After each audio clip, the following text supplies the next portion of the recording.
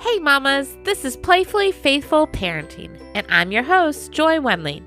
I'm a seminary grad and children's and family minister turned stay-at-home mom to my 5 girls. Spiritual parenting is my calling, and it's my passion to help other mamas disciple their kids using the power of play and their own authentic daily walk with Christ. If you're a mama who wants to introduce your kids to Jesus and watch as the Holy Spirit transforms their lives, this is the place for you. I'm so glad you're here. So let's dive in and see how we can partner with God today. Hello! Welcome to Playfully Faithful Parenting. I'm your host, Joy, and I am just so grateful that you are spending time here with me. And today we are going to take a theological look at Dr. Stuart Brown's 7 properties of play. Now, Dr. Brown spends his time researching, studying, writing, all on play. And yet, when he is asked to define what is play, he doesn't actually have a definition. What he has are these 7 properties of play. And so this is going to be the true play. And so we have talked a lot about on the podcast the difference between true play and playfulness. And there is a place for both, and both are so important, as well as guided play, which is really important and really beneficial for discipling our kids. But today we're going to look at the properties of a true play. And I was recording a talk for a group of camp leaders for a theological camp for middle and high school. And it's through my through the college I graduated from. And I was just so in awe of God. And I don't know why, it still surprises me. But as I looked at these 7 properties of just how much I can see God in these properties and these properties in God and in the Word. And so it was just like this other confirmation that play is an amazing God-created gift and an opportunity for us to experience and encounter Him. And okay, so here we go. We are going to look at these 7 properties of play. And what does that have to do with our faith? So the first property is apparent purposelessness. That's a fun word to say. Purposelessness. And so it means that we're not doing it for any specific purpose. And so this is what makes a lot of guided play not true play, is because often when a parent comes in and says, we're going to play this game because I want you to work on your letters, there is a purpose. Or I want you to practice memorizing the books of the Bible, and so we're going to play this game. That is not true play. Even if you're having a ton of fun and your kid is having a ton of fun and learning, it is still, that is guided play or more playfulness, but it is not true play. So an apparent purposelessness. Now, the word apparent there is important because we can play just to enjoy, right? So to have fun is a purpose technically, but it's not as defined. It is still just because it is fun, or just because I want to spend time with God doing something I love. Those are okay. Or because it's glorifying to God. And so in this, when I think about this, there are so many like plants and animals and colors and tastes that I think about that God gave us for no other purpose than for us to enjoy them. Like, what is the purpose of a blobfish? Okay.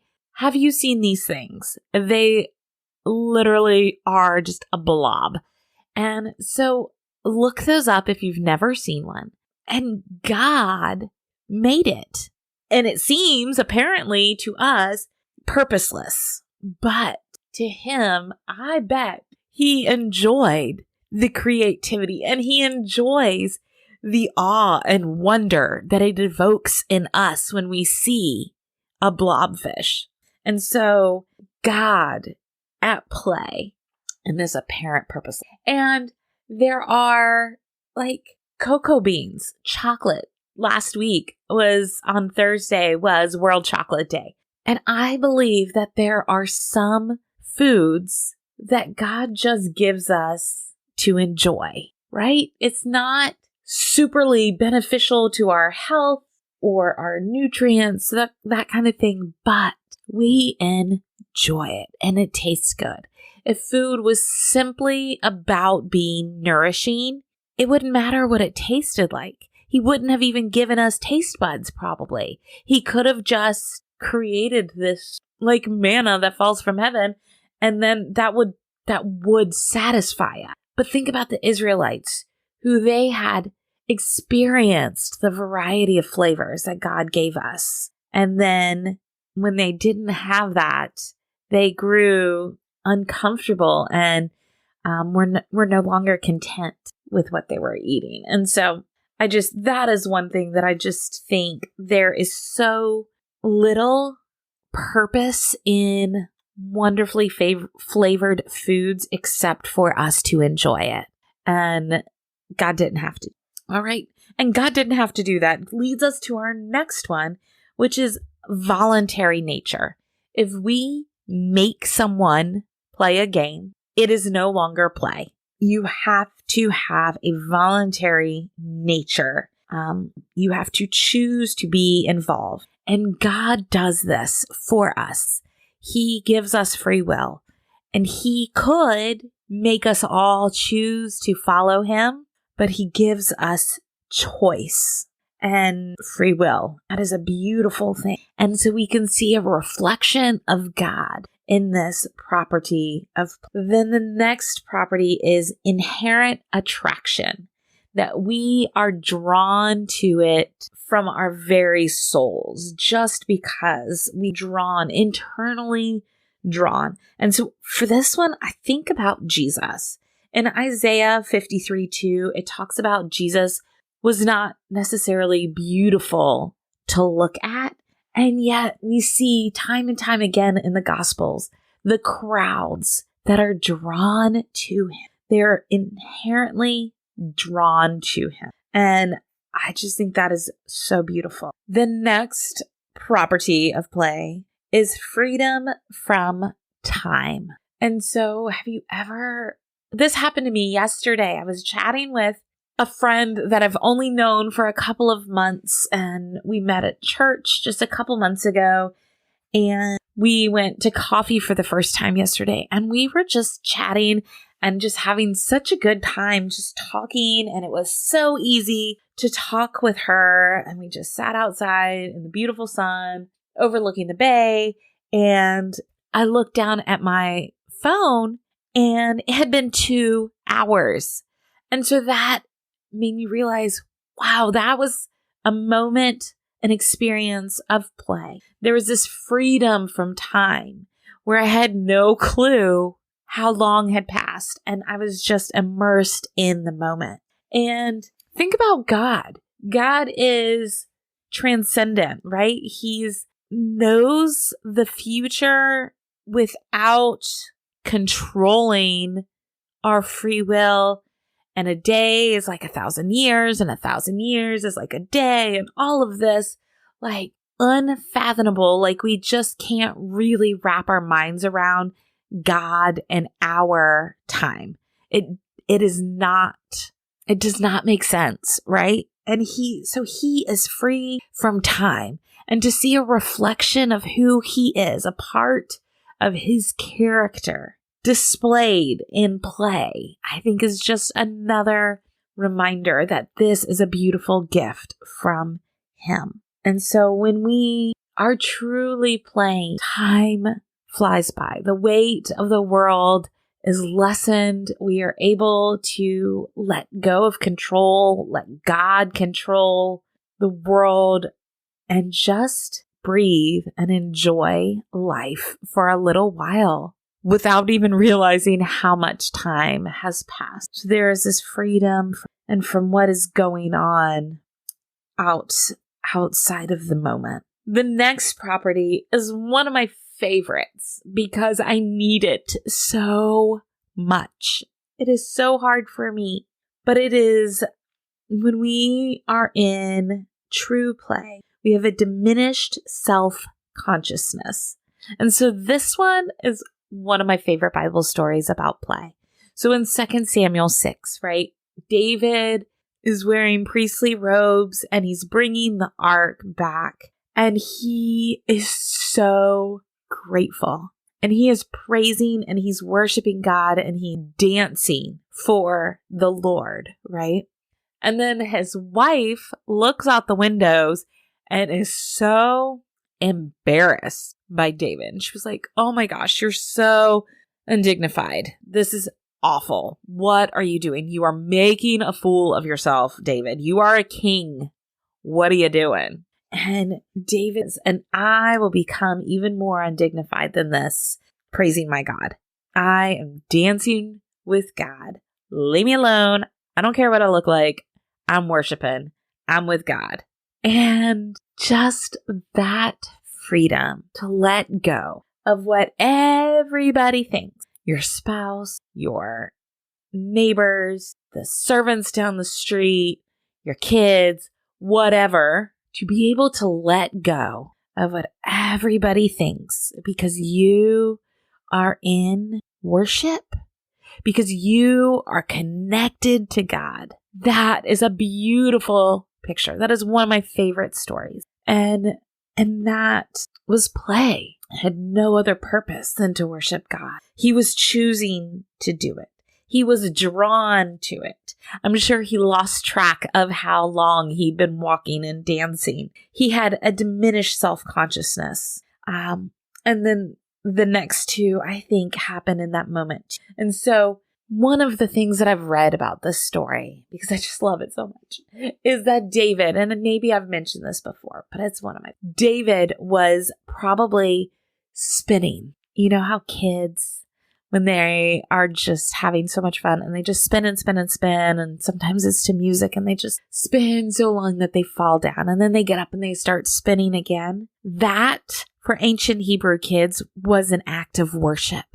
That was a way that they communicated thankfulness to God and blessing him and worshiping him for who he is and all that he's doing in their life, is they would spin. And that is what David was probably doing here. He was spinning out of gratitude and worship to God. He was glorifying God with his entire being. And he did not care what he looked like. Then, all right, so the next property is improvisational potential. When we are truly playing, it releases our creative juices. We are able to, like, when you are sitting there playing dolls or house with your kids, my girls call it moms and honeys. I love that. Moms and honeys. So when you were playing moms and honeys with your kids and you don't really want to be doing it, you can't think of what comes next. You're not very creative and you kind of probably just do your normal day-to-day routine, kind of acting it out, right? But if you let go and really immerse yourself into the play, then your kids and you can just be creative and you go this way and then you do this and then you do that. And you're like, oh, this is so fun. And when you're done, you may have come up with a solution to some problem that you were thinking about the day before, or you've got an idea of something to try or some artwork that you want to do. And so when we let go and we're able to truly play, we are better able to reflect the creativeness that is in us because we are created in the image of God. And he is ultimate creativity. He is the creator with a capital C. And so we get to reflect a little bit of that. And when we are truly playing, that shines bright in us. And that is one of the major reasons why it's really important to be playful at work and with teammates, on jobs or on ministry teams where you serve together. It's because as you enter into true play and you can enjoy each other, it will spark creativity and help you to envision new aspects of a project or new events or ways to solve problems that you've got in a classroom or whatever it is. And so if you are hitting a roadblock, solving a problem or something, go spend some time playing and it will bring out your creativity. All right, finally, the last property of play is continuation desire. We want to keep going. And so I think about heaven when it talks about we will worship God forever. Like we want to continue to do that. And so worship is play. We will never want to stop because God is so good and worshiping Him is so enjoyable. And it will just fulfill us as we glorify God with our words and our actions and any other things that we are able to do. We will just live in this constant worship and it will be amazing. And so there you have it. All of the properties of play are scriptural things. They're characteristics about God. They're the way God created us. They are beautiful parts of God's creation. And so as I look at these things, I am just so in awe of the privilege we have to enjoy God in a way that is fun, that we get to work and serve God in ways that are play to us. If we find that we are able to build relationships and help our children learn in ways that are so biblical and reflect God and His character, and so wonderful and beautiful and humbling that this is what God wants for us. All right. So what? So all these properties of play are theologically sound. They're scriptural. What do we do with that?